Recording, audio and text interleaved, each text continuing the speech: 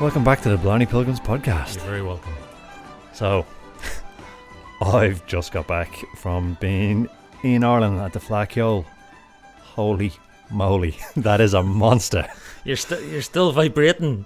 I'm just... So, for any long-time listener, you'll know I was putting calls out to do interviews, and I had these grand illusions of, taking an hour here and then grabbing this person here. No way, buddy. That thing is a monster. By the Saturday night, there was a you could feel a giddiness to the town. Couldn't really tell that much had changed. As soon as Sunday rolled in, it was hectic. Starting with Michael D's speech up in the Fair Green. So Michael D. Higgins, the president. Yes. Sorry. Yeah. Well, I'm on Michael D terms with him. You want to go to the I've flat. Actually met him, Oh, have you really? Yeah. Well, I stood about 10 metres away from him and looked in awe. As an expat... He didn't mention me? He didn't. But as an expat, listening to his speech is online if anyone would like to listen to it, but as an expat myself, it hit home, and it hit home hard about what this music is, what it means to us now, and what it meant to all Irish people, and as they left for all different reasons to go around the world, and how he delivered it with that kind of passion. Really, at the start of a week, I wasn't dry-eyed. I'll say that much. It's stunning. It's like, and maybe it's just because of the moment we're in as well, though. To see a president speak so eloquently and with such a sort of heartfelt faith and belief in the culture and the music. It was kind of so beautiful. And I can't speak Irish, and Dom, you can't either, right? You've got like bare bones. And what he was talking about, how there is a focus on the language at the moment, but the music fared so much better throughout the years. So to be even doing our small bit, doing a podcast like this, to try and take I don't know what you call it, like a soil sample of what's happening globally with people at the minute, which is kind of what we're doing. Just, I don't know, it really hit home. Anyway, that was the opener to what was definitely one of the busiest and emotional weeks of my life. It was so... I'm at a loss for words to try and describe even the scale of it. 750,000 people apparently in 1 week. That's just the Uilleann Pipers. I fell in love with pipers. I was so lucky to find a few sessions where it was just piping sessions, and which was something that I would ordinarily probably 10 years ago I went, nah, I'm out. No. I was drooling. It was sensational. And I love it. It's a pick and mix. Like, you've no idea what you're going to find either. I've no idea how anyone finds good stuff, because 1 minute you could be standing next to, I don't know, 3 people who probably should take it somewhere private, and you turn around and it's a different snug, and you've got blistering sets happening, or most beautiful rooms with slow airs being played, isn't it? I'll stop gushing. It was an incredible experience. I'm so grateful that I was able to go and indulge, because that's what it was. It was an indulgence. It was the first time I was in Ireland on my own in 16 years without family or wife as well, so it was really great just I can go to lectures and then do concerts back to back, and if I didn't like one session, I had no one to worry about. I just turned around, walked out, and went into another one. So it was great. That's incredible. Yeah. So today's guest, who we have not mentioned, was receiving the Flanagan Award for a lifetime's achievement in Irish music, and he's still a young fella. Relatively. So, and came to the game late, which I hadn't realised. The man of whom we're speaking, of course, is John Carty, who's today's guest, and he very kindly took some time out and went up to Darren's mum and dad's house. It was very strange. We sat in the back room. My dad has a very cozy room where he's kind of made it his throne to music and TV. So it's just paintings, DVDs, CDs, and a TV. Little palace in there. So myself and John sat in there for an hour, and we had a good old yarn. Brilliant. So that's what's coming up today, and John, as many of you may know, is just an amazing player and a great custodian of the music and the culture. So just a quick word before we go on about patreon.com/Blarney Pilgrims. Anybody who's gone along and subscribed, thanks very much. Thank you. Brilliant. $2 an episode is what we're hoping for by way of support. If you can do that, that's fantastic. If you can't, that's okay. Listen on. But if you can, Yeah. That's fantastic. Think of it as you're giving us a donut or I'll take a donut. a Mars bar. Aye. It's just a bit of sustenance. It's just to, encourage us. Go on, lads. Yeah. It's the donut on the end of the stick. So that's at patreon.com, patreon.com/Blarney Pilgrims. So go There's on a there. wee little button there in green that says become a patron, and you can That go can for be- $2. And don't be afraid if you think it's even better than $2. I mean, buy us 2 donuts. The option's there. Buy us a whole bag. Just living the edge. You're still getting the same content. There's No, no we- prizes, yeah. but you do get a good feeling of moral superiority, maybe. We absolutely joke. So we really do appreciate it. So thank you very much, John. Thank you so much for giving up your time. Absolutely appreciate that too. And congratulations on the award again. And away we go.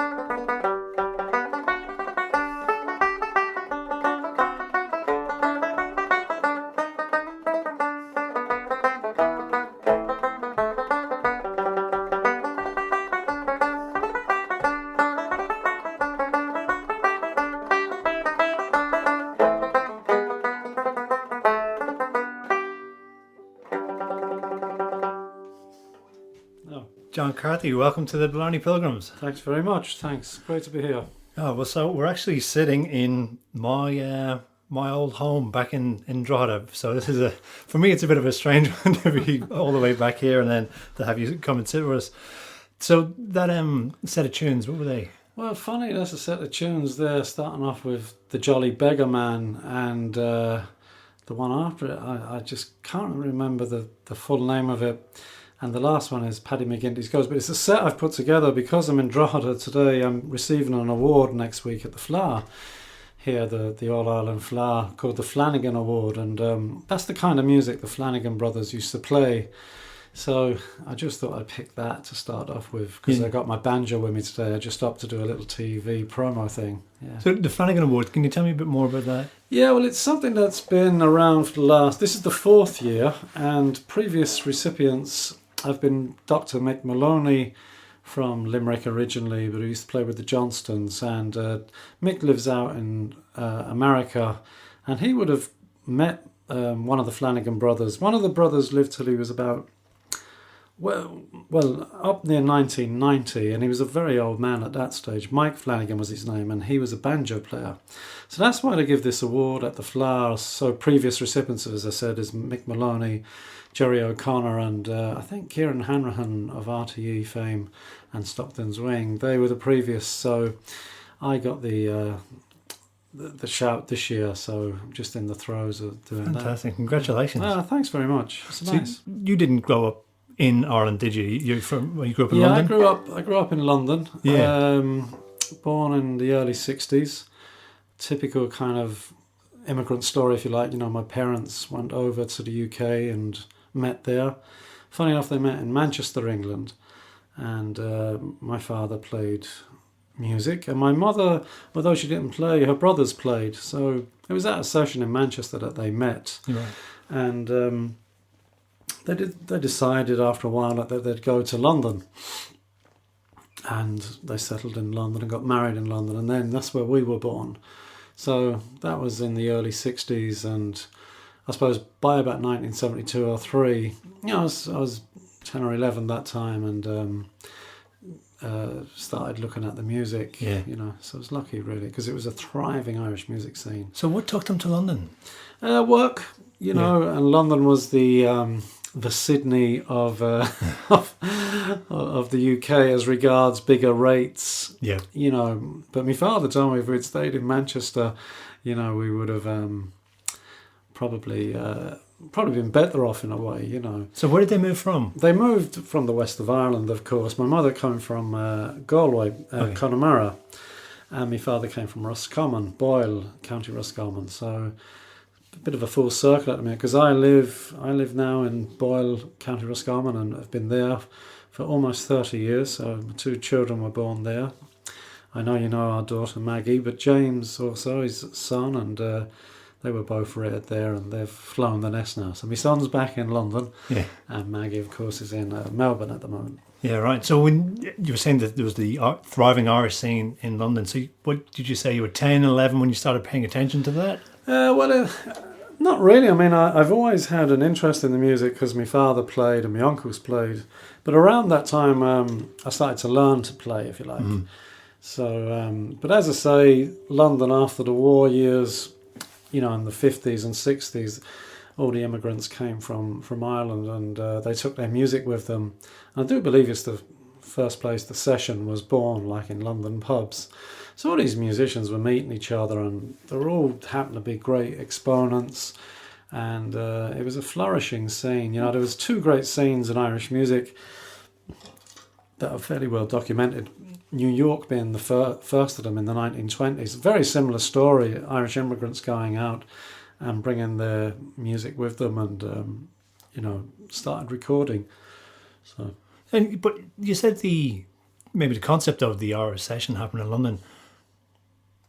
What do you mean by that? Is that something that wasn't really that common in Ireland before it, or it's a bit because people went to a common place?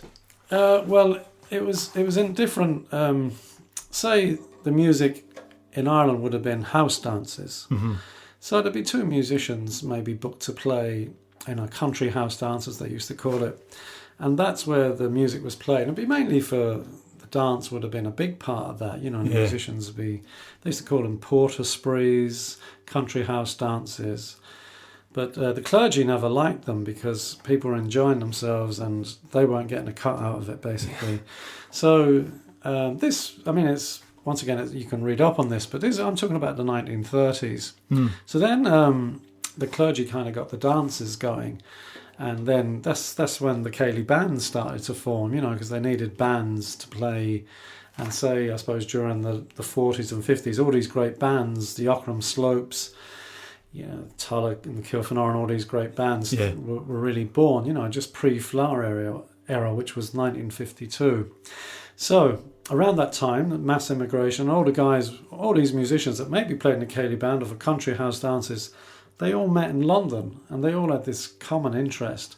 And so they wanted to share a tune. So the next thing, they were sitting in a corner and the session began. Yeah. As we know it today.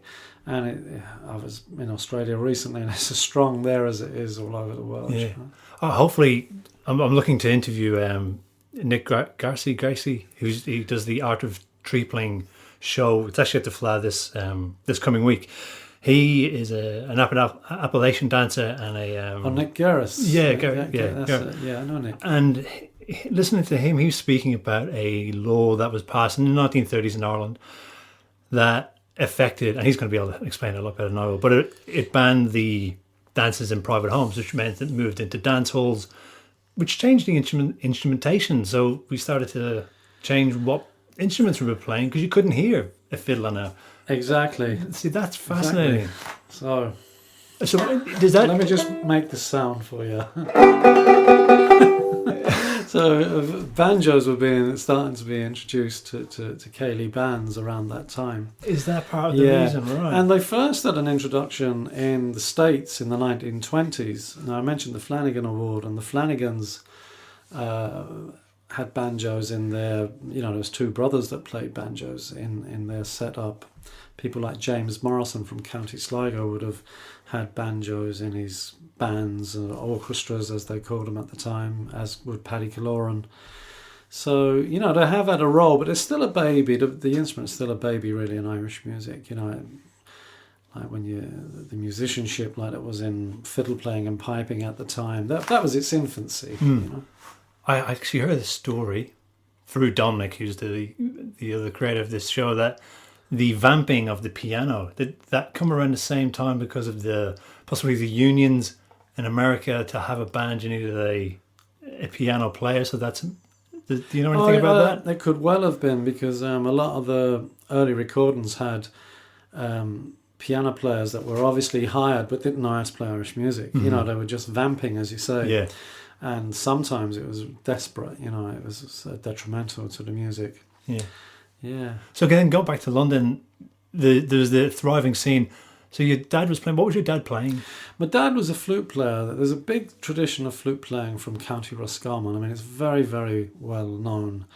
And Dad played the flute. His father played the flute and fiddle, funny enough. And my father then could play fiddle. And just over a journey, he was just one of those guys. I suppose I follow in his footsteps, that I play a few instruments myself. But in the army, he picked up the pipes, the Highland pipes, and he learned how to play those. And it was a good gig in the army, he was, because, they got lots of outings, like with the pipe band and that. And he couldn't read music, but he said all he had to do, if he heard the tune, like he could pick them up as good. So, and he also played banjo. I suppose from playing the fiddle, it's a similar, the way we play a lot of Irish banjo anyway, it's similar fingering, same fingering as the violin, and we tune it that way. Mm-hmm. So it was very handy, because he was a ceilidh band player, and he played in ceilidh bands in the Irish dancehall scene in London, which was thriving during the 60s and that. And he played with a band called the Glenside Ceilidh Band, with whom I know one of your former interviewees, Kevin Burke, played with them also. Yeah. So Kevin was only 16 at the time, but he played with the Glenside, and they won an All Ireland, But my father, particularly on the songs, he'd play, not the banjo actually, the banjo mandolin. It's a ferocious little instrument. Yeah. And did you say Mum played as well?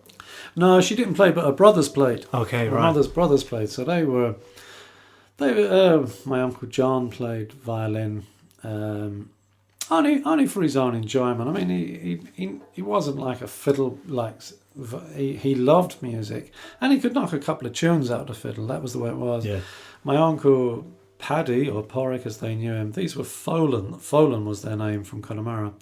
He played the box, and he could knock a nice few tunes. There are recordings of Paddy and myself. I got him into a studio in London at one stage, and we recorded a few tunes together. These people are all passed away, by the way. Yeah, I will come back because I do want to talk to you about the producing that you've done, recording with people. But just when we were in London, what was the instrument that you picked up first then? The very first instrument in London, we were lucky. The area I lived, there was a man by the name of Brendan Mulcair from County Clare, and Brendan started teaching literally hundreds and hundreds of kids in different areas in London. You know, there's a huge it's the biggest Irish immigration spot in the UK. So those parents now had children, you know, the ones who went over to work. So they needed they wanted to show them a bit of Irish culture. Yeah. And Brendan was a school teacher by trade, but he was also a music teacher. His father before him was a music teacher, Jack Mulcair was his name, and he taught around East Galway. He was a part of the famous Ockram Slopes Cayley band, right? Paddy Fahey and all those crew, you know. So Brendan started teaching. It was right on our doorstep, and we used to go along to him. And I once played banjo, but I was just literally physically too small. So he said, play the mandolin, we'll give you the fundamentals, you'll be able to reach the frets, you know, rather than... So I was playing the mandolin. I struggled for the first year, not so much with the mandolin, just getting my head around concentration, and didn't get anywhere. I think he was on the verge of giving me my dismissal papers when I just learnt one tune. Funny enough, my father took time out with me and went through this jig. I remember the jig. Yeah, I was going to ask you.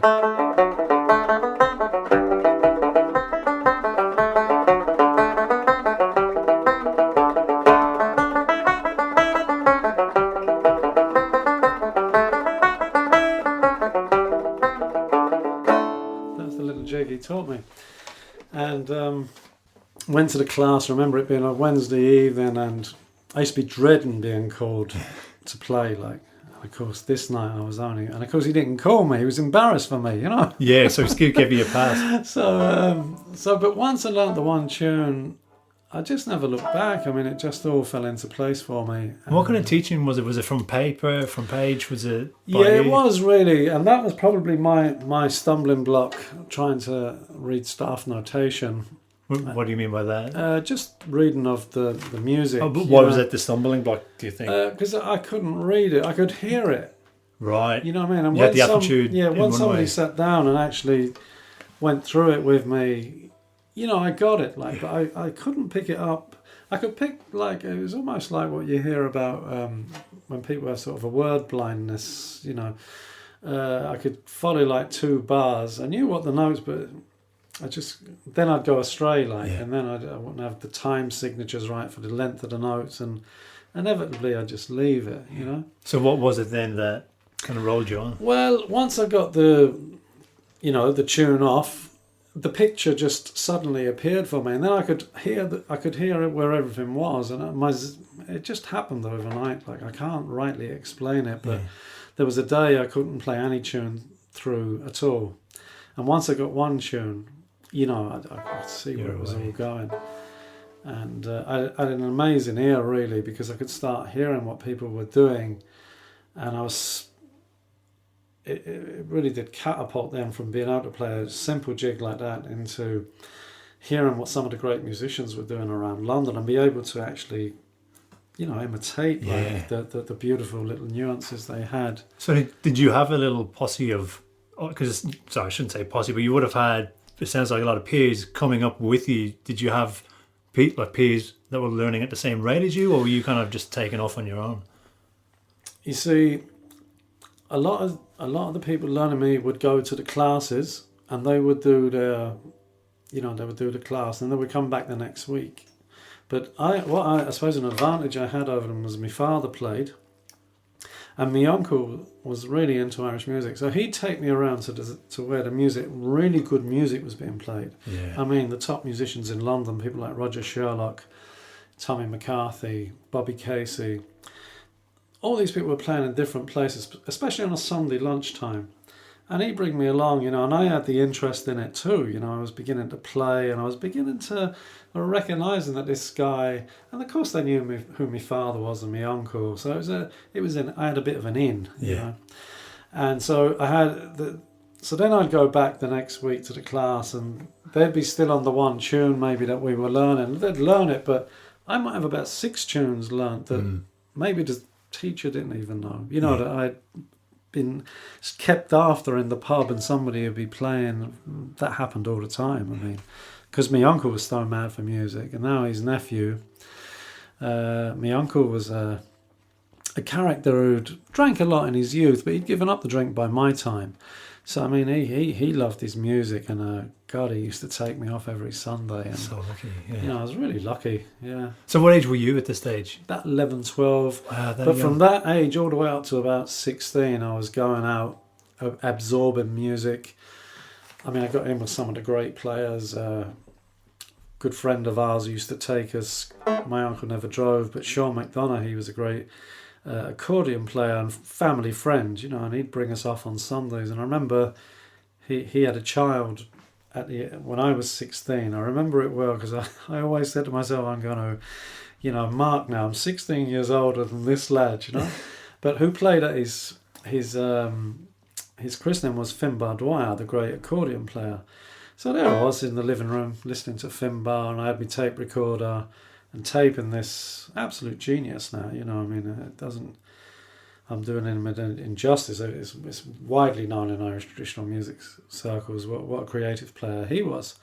So at that age, I was beginning to see the in-depth creativity that was the potential for. So, you know, I was invited then to play with 2 great musicians called Roger Sherlock and Raymond Rowland. And they had like the best gig in town. It was in a pub called the White Hart in Fulham Broadway. And I got 2 gigs with them on a Thursday night and a Saturday night. And I mean, what you learn in that, for 2 hours, non-stop, very little talking. Didn't need to present the tunes like we do today. We just played and people would listen. But you'd learn an awful lot, you know. Those guys would have pints at their feet, you know, and you daren't kick one of them over because you'd be in serious trouble, you know. So you learn all about stage spatial awareness and things like that, you know. You learn to be in your own little small little stage, like, you know, and you learn how to and as I say, the dexterity you'd get from playing from these guys. Now these were, you know, I was playing with men now. They were a lot stronger than me, but I had to try and keep up with them, and all my little muscles developed, and I could play the banjo and with them. I mean, I wouldn't have been kept if I couldn't. Could you feel yourself developing your own unique style by that stage? I didn't really, I didn't analyse it whatsoever. I just found myself being able to play, and I also found myself looking at different tunes during the week, and because you'd inevitably be asked to play a solo. Everybody would play a solo like that. So, you know, I didn't want to play the solo I played last week, so I'd be kind of looking around, and I was looking into playing in different keys and things. My fingers. I had that brain at the time that was young enough to do these things. Yep. You know, I mean, today, like, we're asked to learn all different stuff. You know, it takes you a lot longer, like, but at that time, I was cutting edge in a way. And you were finding things. You were a young man. I take it you had a day-to-day job as well. Well, I'm talking about the age of 16 to 18. So I was just leaving school, getting an apprenticeship as a carpenter. So it was around that time that I really developed my music, particularly on banjo. Yeah.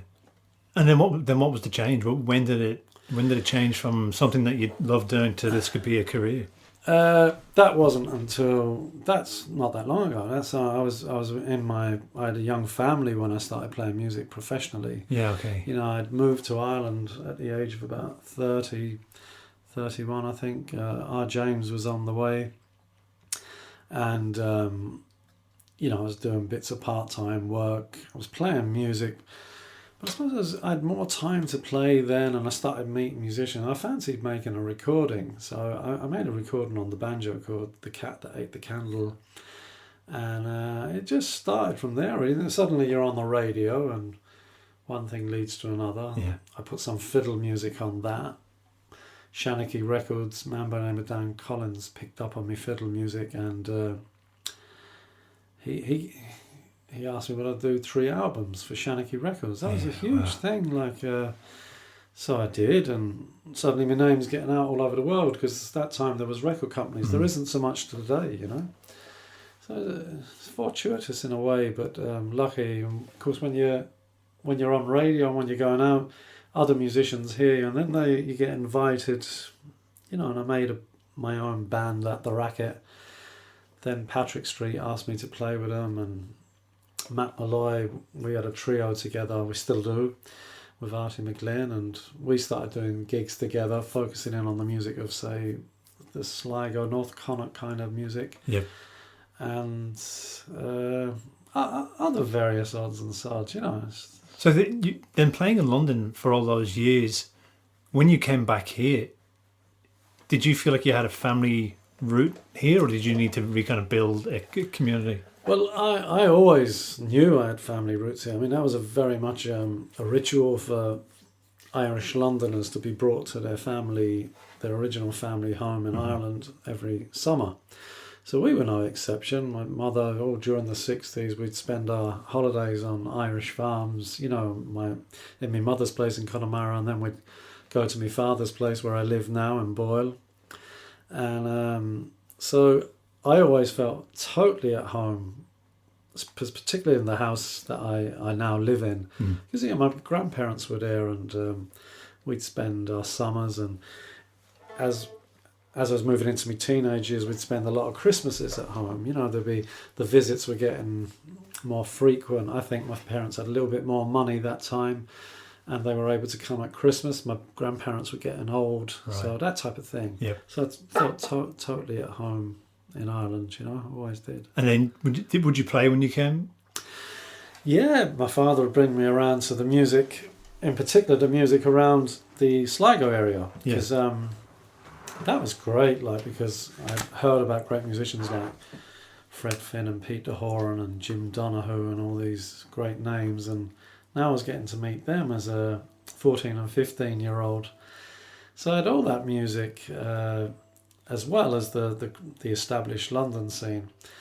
So, my father's great friend who used to manage the Glenside Ceilidh band, a man by the name of Ted McGowan, he had a pub in Gertrude in County Sligo called the Roisin Dove. And it's just a mecca for music. So we'd go over there, and like we'd be made feel so welcome. Of course, he'd bring us into the kitchen after the pub was closed, and he'd bring Pete DeHoran in, and my father and Pete would play tunes together. And you know, I was 14 or 15. I'd just listen. Yeah. You know, they'd ask you to play a tune too, but you know, it was a good old grounding, like, for music. There's been a bit of a reoccurring theme.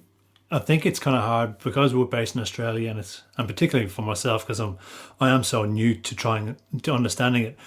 But the Sligo sound, let's say, or that kind of Connacht sound, how would you describe it? I always describe it as just an accent, one of the accents. You know, there's loads. You know how you hear a Donegal man talk, or you hear a Sligo man talk, or a Kerry man, or a Clare man, or a Well, it's just like that in music. We're actually all doing pretty much the same thing, but it's just a different accent. Yeah.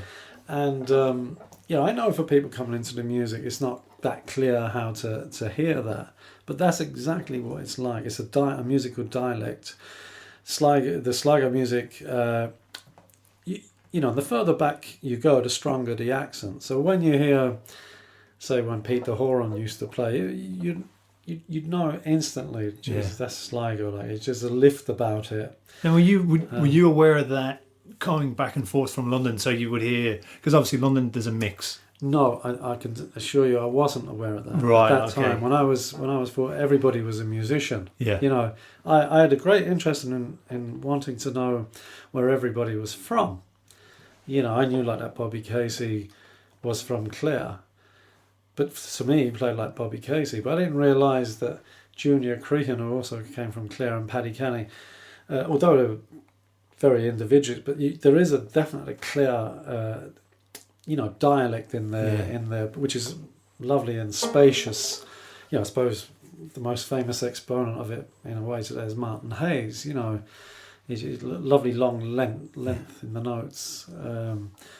But to me, it was just Bobby Casey playing. That's the way he played. He played very different to Brian Rooney, who had a more of an attacking style.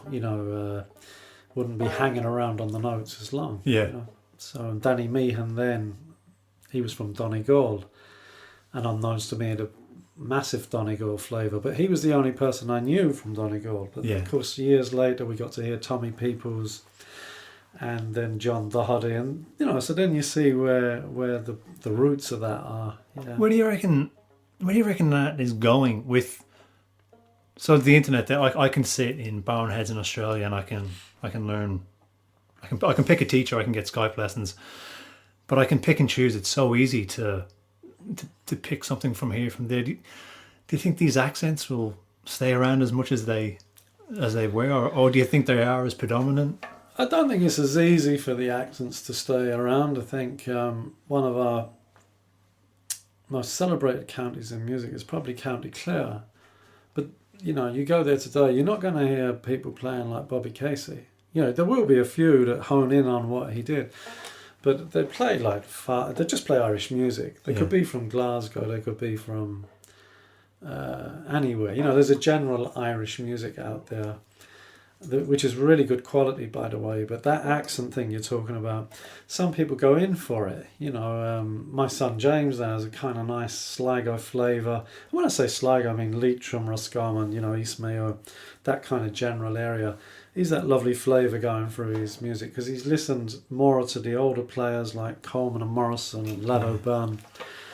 And it's there where the accents are stronger, so should we say Martin Hayes, who's my own vintage, well, he would have heard his father, P. John, Paddy Canny.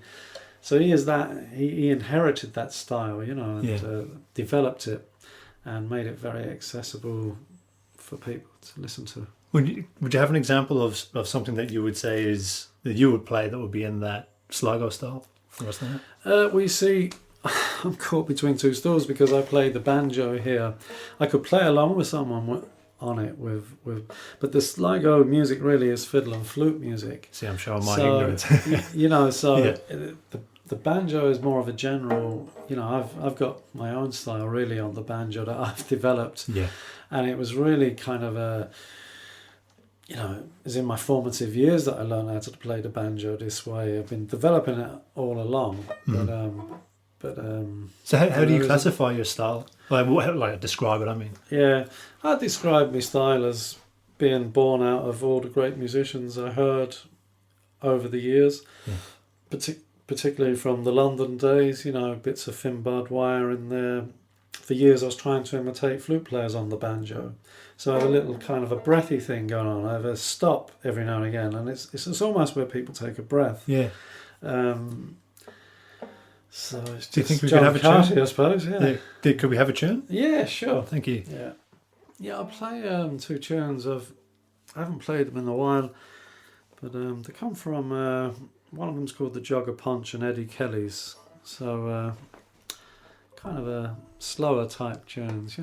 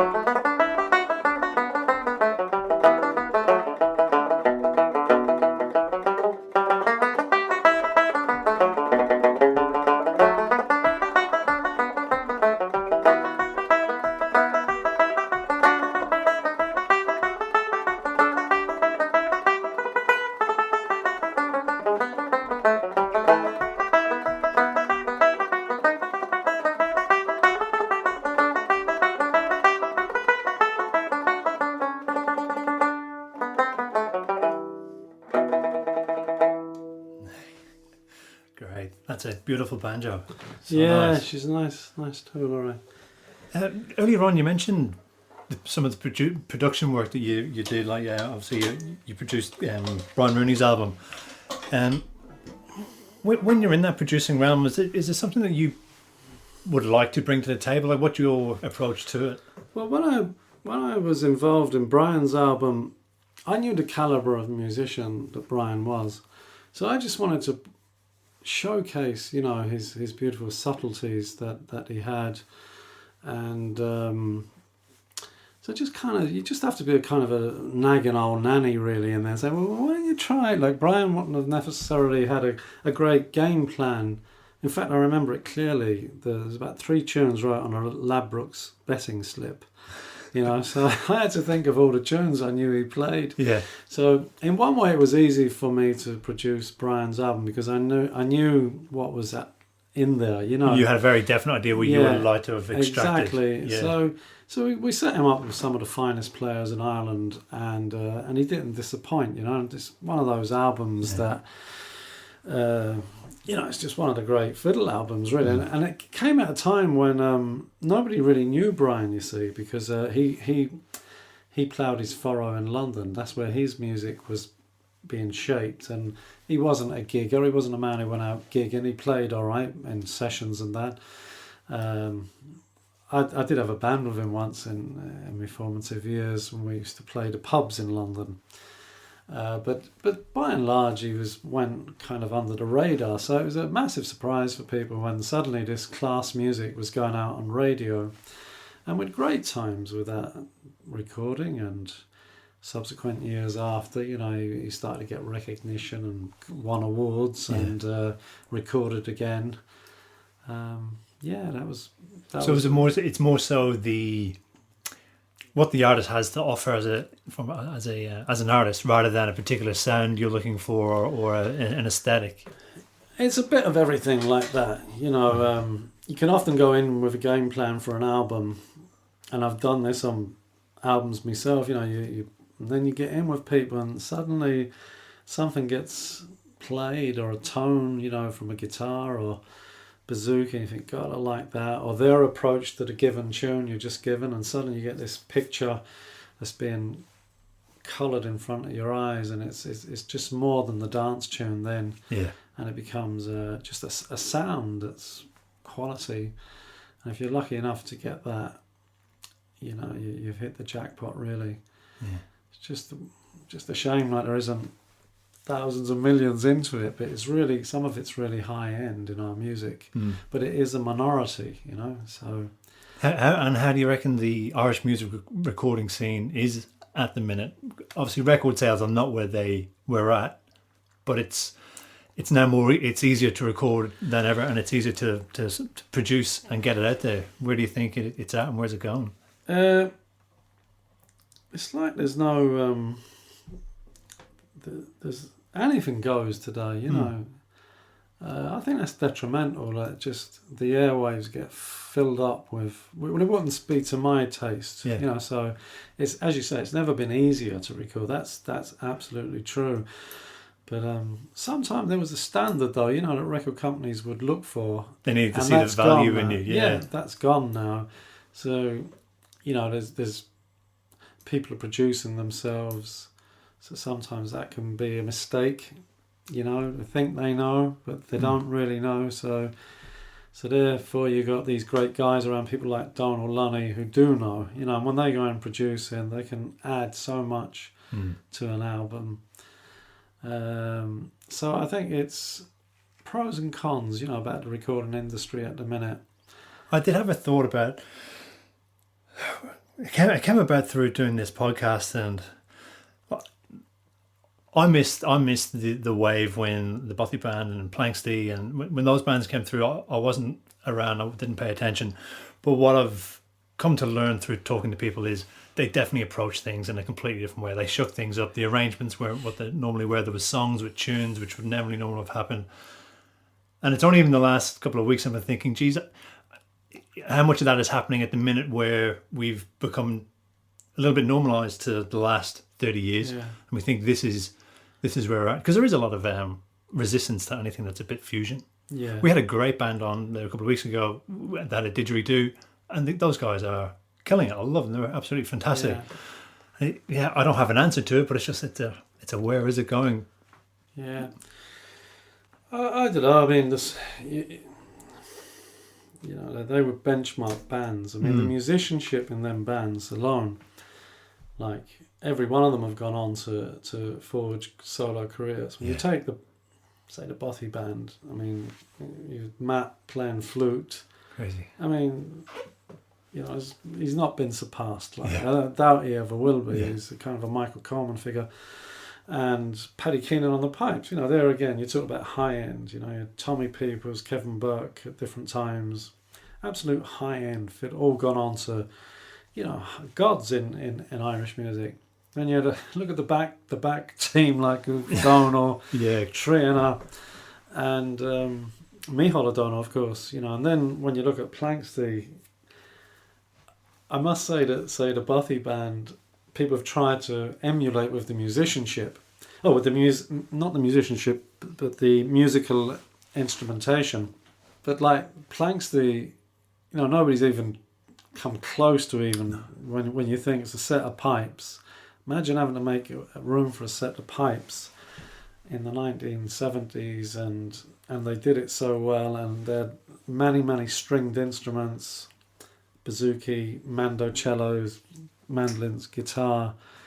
I mean, just trying to tune these instruments and then tune pipes in with them and do live performances and come up with these most gorgeous arrangements. I mean, it's pretty stunning stuff, you know. So you don't see too many like Planxty style bands out there. Like there's so many out there copying, should we say, the Dannon template. You know, the box, the fiddle, the banjo, whatever. The token singer, the bouzouki. You know. But, it's something we normally kind of ask at the end. I do have other questions, but I'll ask them now anyway. But who's on your radar at the moment? Where you would say, This is who you should be listening to. Have a look at these guys. Well, I'll tell you who's doing their own thing, and I know that some of the musicians aren't into it, but the gloaming, you know, I mean, for God's sake, like you got two fiddles, a piano. What else is in? Oh, the guitar, and Irla singing them sometimes. I mean, it's just absolutely extraordinary that they're found to stay out of each other's way. Contribute all the things that a band should do. They've done it with those instruments. So they're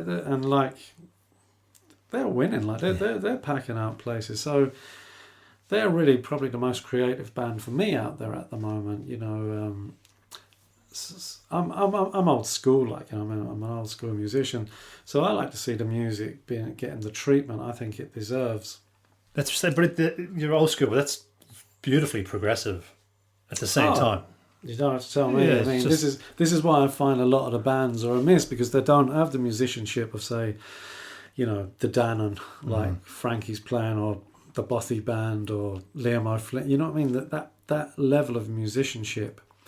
There's like factory. I work in Limerick University, and there's like a factory. There's a band every week, you know, and like I might be working with these people and know their capabilities, you know. But the next thing I see them, good luck to them, you know. But I mean, you know, if you're talking about high end, and see, audiences won't know the difference between, you know, really high end, although they do really at the end of the day. But it's easy to fool, you know what I mean, if you've got the stomping audience at a big festival, you know, there's a kind of a formula for them. And, you know, I suppose, speaking with like Kevin and some and Mary McNamara and I suppose her dad and Eileen's dad, was around when the music was played just for the music, and the scholarly side of music has made a bigger and bigger presence, and we're about to see another huge competition go down. Where does does it fit in naturally? Is it all positive? Are there negatives to it? It's like any walk of life. There's positives and negatives. You know, I mean, like Our children never bothered with competition, but they had competition within themselves to try and play the best of their ability, and that's really where I think the competition should be. There's nothing as annoying when maybe an enthusiastic parent rings you for a few tunes for the flower, like, you know. So I don't even know what is required of them at the flowers anymore. So I think it's all about developing, you know, your own competition and being artistic. I like art in music, you know. Many a time we've seen it, and I've seen it so much, you know, where a musician will kill you with one tune that they've practiced and they know and like, so that's not art. You know, that's just gymnastics, like, in a way. They've got the skills to do it, but put them on another tune and there's nothing there. So, you know, the player who can keep coming up with the goods, like, and keep you interested, they're the players I'd watch out for. So the university thing, I can't say anything about that because I get employed by university. But I've worked. Like, I think it's a great thing. Yeah, like, it's some fantastic. People embrace it. Some of the students are absolutely like students are, and some don't bother. You know, you think, what are you doing here? You know, you've done nothing from one end of the week to another. Other guys will come in, I might give them a tune and they'll go off and research the tune. They come in and give me the name of the tune, who recorded it, where it came from, you know, and it's amazing. And it's a privilege to be able to do it, to be in a time when that's an option. So I do welcome that, you know. And then those kids go out and who they touch, and the music spreads that way. Like, I'm sure you've got tens and hundreds of international students that then take that across the world. It does. It happens over the course of the last 15 or 20 years. You know, try and share as much as you can. Yeah. And give them a little tune that I know won't be in their session in Wyoming or wherever it is. Yeah. And might be one I picked up locally at home, you know. Do you think you could give us a session buster? Session buster. Well, this little tune it's a jig we found recently. And it's a version, I think Maggie may have played it on your show before and got the wrong name. It's called the... Just get her back in. It's called The Geese and the Bug.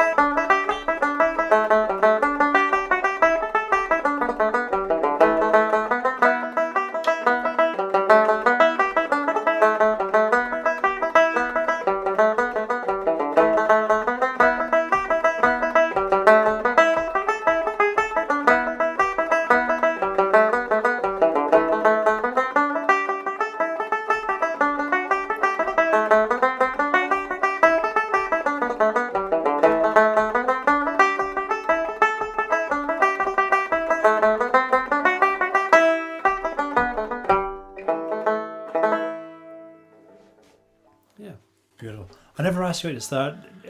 Your mum and dad, are they still with us? My father is. My mother passed away many years ago. Yeah, great. Yeah. So will your father be able to make it to the... No, he's not really travelling much at the minute, and plus his wife hasn't been just lately, so he's keeping an eye on things. Yeah. But it was great that he would have seen you then transition from part-time to actually being the musician you are. That's a beautiful thing. Yeah, because my father was a great man for the day's work, you know. And so you could prove you did that, and then... Yeah, I worked with him as well, but, you know, he just wasn't into musicians that couldn't get up in the morning, you know, and he played with loads, like in the pub scenes in London and the dance halls. But you had to be able to do a day's work, and it's really hard to... You know, to measure what we do, because a lot of it's, you might look like you're doing nothing, but you're actually working in your head. You know, you're trying to get tunes, and I don't really have a comfort gig as such. You know, I don't have the band gig. My comfort gig is playing with Matt Malloy, like where we just go out and just with a load of sets and we just lash it out he doesn't have to worry about me. I don't have to worry about him. And for some beautiful reason, it works. You know, we just click. So a lot of my gigs are different gigs all the time. Like I just did this show recently, and it was 6 months kind of rehearsing. We might never do it again. You know what I mean? Yeah. It's very artistic, but so like, you know, that's it. I play with so many different people. You know. So what's the immediate future for you? Well, I've just landed a nice little job, if you like, called the Sligo Musician in Residence. That's right, congratulations. So that's a nice thing. It means that I'm going to be, well, I'm based down there anyway, and I've got a few duties to do during the year, just having a presence around the county, helping out, maybe teaching, demonstrating, playing them some of the older music. It's just in its infancy, so we're just trying to get a programme together for what I have to do. I still teach in the university in Limerick, so that'll be probably starting up in September. Doing gigs with Matt Malloy in the UK in November with Brian McGrath and other odds and sods that are just coming the way, you know. Yeah, just on the teaching, one thing I do like to ask about is what's your approach or your philosophy to teaching? What kind of teacher are you? I'm more of a facilitator than a teacher, because you know, everybody's so different in the music. Where I teach, a lot of the musicians are already very skillful players. You know, they've already developed a high technique, and so I try to show them some skills that I've picked up and some tunes, you know, that I feel they might not have had, and try and show the beauty in it. I like using some chordal enhancements in me playing, you know, so sometimes I haven't thought about this note could go under that note. It's everything and anything, and sometimes I come in with a tune and I say, well, let's look it up. You know, I might not know the tune. So we look it up, and then we find other people who play it, and they'll play for me a tune often, and I know they haven't got half the tune, but they've learned it from somebody who didn't have half the tune. I say, well, yeah, there's these few notes here now. This is the person who first recorded that tune. Yeah. So I think history is very good to know in Irish music, and I'm trying to encourage it more in the university where I work. That there should be, I hope that I do more on classes on the history of Irish music and get people to listen more to there's a journey there. I mean, the recordings are all out there, but sometimes people's history is like where they learned for a flarkiol only about 3 or 4 years ago. You know? And it isn't easy to come by. There's me, the complete outsider, to go, right, where's my Dummy's Guide to the entirety of Irish music? That isn't... maybe that's something that should be done by somebody. You know, it could be a good... Could be a good thing for a university student to say, you know. And obviously, you can't cover it all, but you can certainly... No, but just even to see the... When you hear names like Pádraig O'Keefe, you want the student to know who he was, or, you know, Julia Clifford. So all these names that you keep hearing, you know, Lad O'Byrne, look them up, you know. It's all, you know... It's and it is all there. It is all there. Yeah. Before we go... I'd love to have one more tune, but there's one more question I want to ask you about. It's something that Eileen and Mary brought up, and it was the art of listening. Now I'm trying to learn banjo, and I find listening it's a very hard thing. Right? Do you have a take on listening? Well, you see, I've never really taught any. I've never tried to teach how to listen, but I've certainly played recordings with people, and especially when they have a handle on the tune, and maybe played them somebody else back and say, "Can you hear what they're doing there?" You know, I do have a good ear for that. Right. And let's go back again. You know, let's go back again and see what went on there. And it's just ear muscle memory then to try and focus in. There is techniques now, of course, you can slow things down. And they used to do that back in the day with the 78 records. They'd slow down, you know, they wouldn't have it going at the breakneck speed. So it's just taking the time. It's not easy in the modern day, but if you're serious, see, everybody just wants to play, you know. And once they've just learnt the tune, that's it. But that's only the start of it, you know. So that's cruel. try to encourage people to listen all the time. Yeah. Well, thank you so much for taking time out of your day. To find your CDs and where you're playing and all that kind of stuff, where should I send people to? I suppose info@johncartymusic.com, or get them through to a website, www.info@johncartymusic, I think. Yeah. No worries, I'll put it all in the show notes. Racket Records is our record label. Yep. So all the little CDs we've made over the years, there's a store of them there. All there. That's the place to get them from. Yeah. Thank you so much. Do you think we could maybe go out on another one? Yeah, sure. Thank you so much. You're welcome. I'll go out.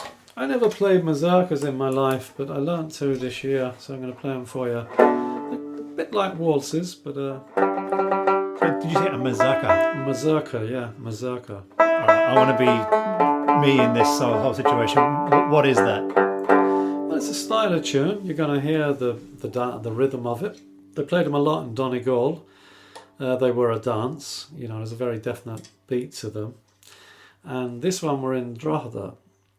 Well, the first tune I got was from a County Clare man that lived up this way. His name was Joe Ryan. I'm nearly sure he lived in Drogheda or around the area. It's called Peeler's Creek. It's also played in old-timey music. And the second one I got from a fiddle player called Verona Ryan, and she lives in Sligo. And apparently it's unusual because it's got 3 parts. So, not too bad.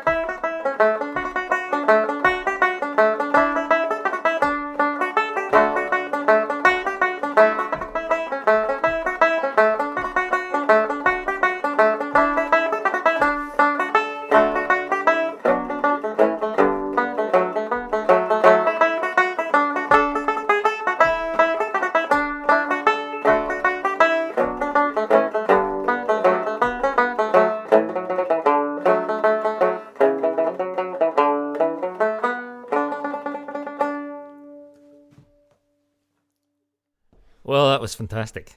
Oh. Wasn't it lovely? You're not allowed to say fantastic anymore, Dominic. Oh, no, I'm not.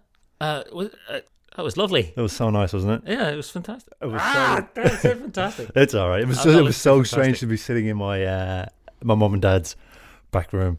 It was quite frantic. The interview wasn't supposed to be happening, and then all of a sudden it was again, and it was really nice. Well, thank you. Did a brilliant. That is such a great conversation, and I love that stuff about the idea of a session evolving in London pubs and that whole kind of London culture, which I spoke to Kevin Burke about a few weeks ago. That was really, really fascinating. Yeah. So nice work. Thanks, man. And thank you again to everybody who's gone to patreon.com/Blarney Pilgrims. If you haven't, please nip along and subscribe. And just before we go, as always, I'll check the show notes if there's any CDs or anything like that. John has a lot of great stuff. Yeah, that's all going to be in the show notes. So get in there and get some CDs. And thanks again, John Carty. Good luck.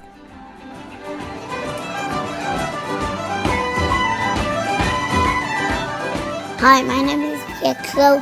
Please become a good subscriber to the podcast. Thank you.